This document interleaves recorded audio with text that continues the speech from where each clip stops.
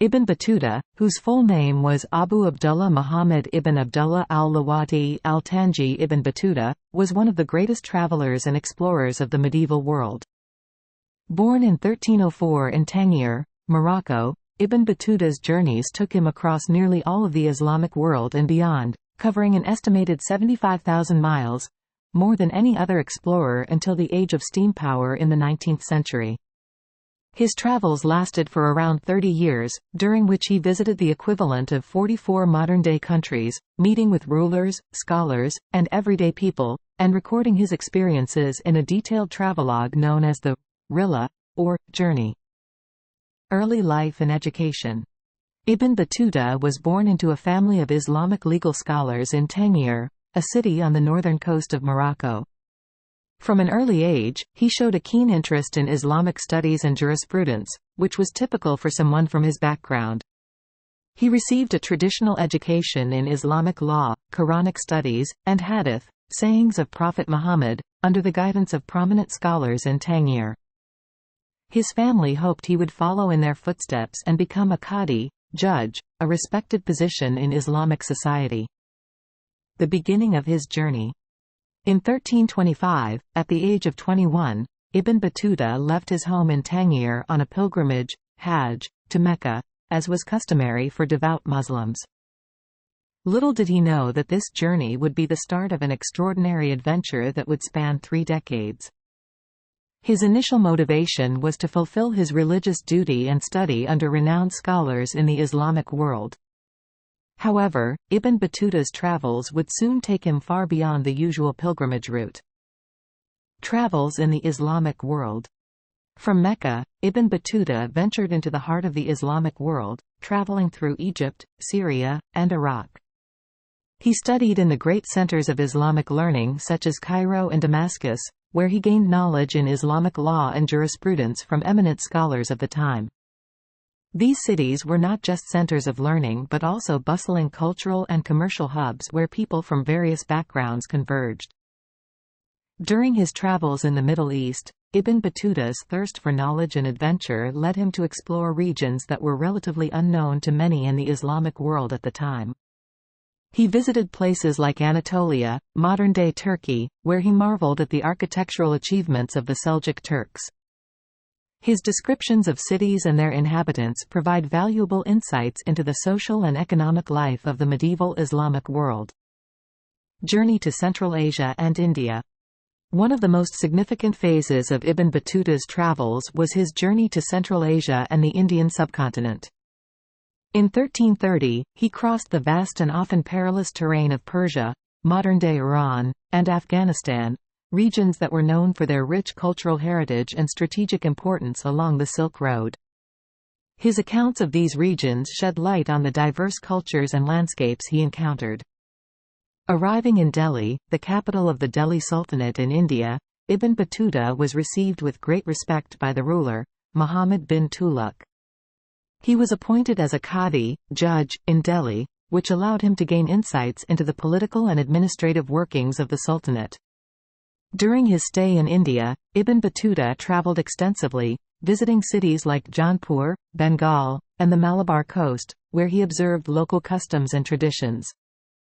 Travels in Southeast Asia and China.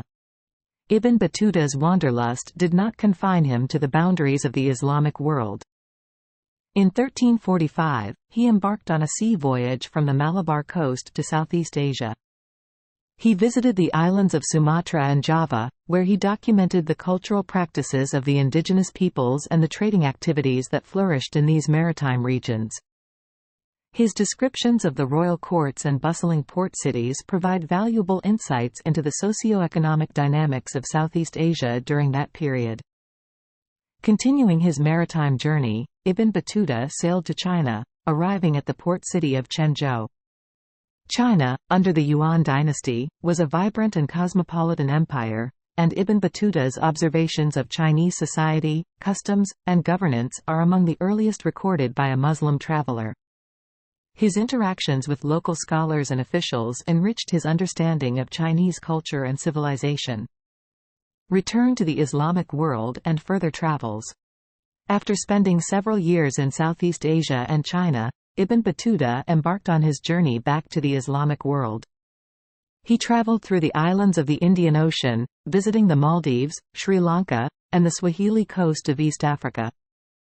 His accounts of these regions provide valuable insights into the maritime trade networks that connected the Indian Ocean world during the medieval period.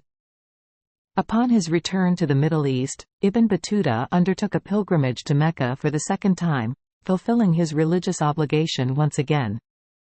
He then traveled through the Arabian Peninsula, visiting cities such as Medina and Baghdad, before returning to his homeland in Morocco. His arrival in Morocco marked the end of his remarkable journey, which spanned nearly 3 decades and covered vast distances across the known world. The Rihla, Ibn Battuta's legacy. Ibn Battuta's travels were not only remarkable for their geographical scope but also for the detailed observations and insights he recorded in his travelogue, the Rihla. Completed in 1355, the Rihla provides a vivid account of the people, cultures, landscapes, and political dynamics Ibn Battuta encountered during his journeys.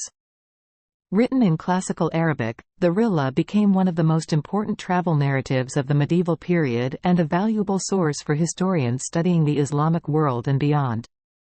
In addition to his descriptions of places and peoples, Ibn Battuta's Rihla offers reflections on issues such as governance, justice, and the diversity of Islamic practices across different regions. His observations on the role of religion in society and the interactions between Muslims and non-Muslims provide valuable insights into the complexities of medieval Islamic civilization. Later life and influence. Following his return to Morocco, Ibn Battuta spent his later years in relative obscurity. He continued to serve as a qadi and held various administrative positions in the Sultanate of Morocco. Although his travels had made him famous among scholars and intellectuals of the time, Ibn Battuta did not achieve widespread recognition during his lifetime. It was only in the centuries after his death that Ibn Battuta's legacy began to receive greater recognition. His Rihla was translated into multiple languages and circulated widely in Europe and the Islamic world.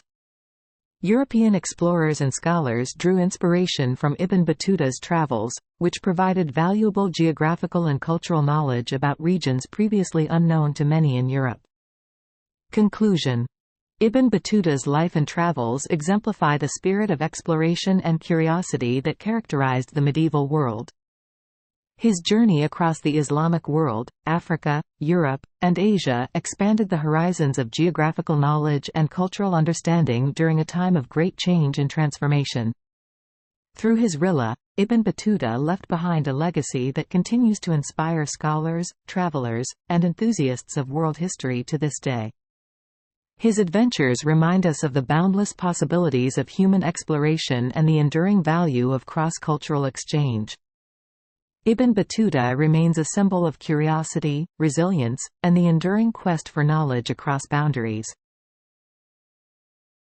Thank you for watching. Please subscribe our channel.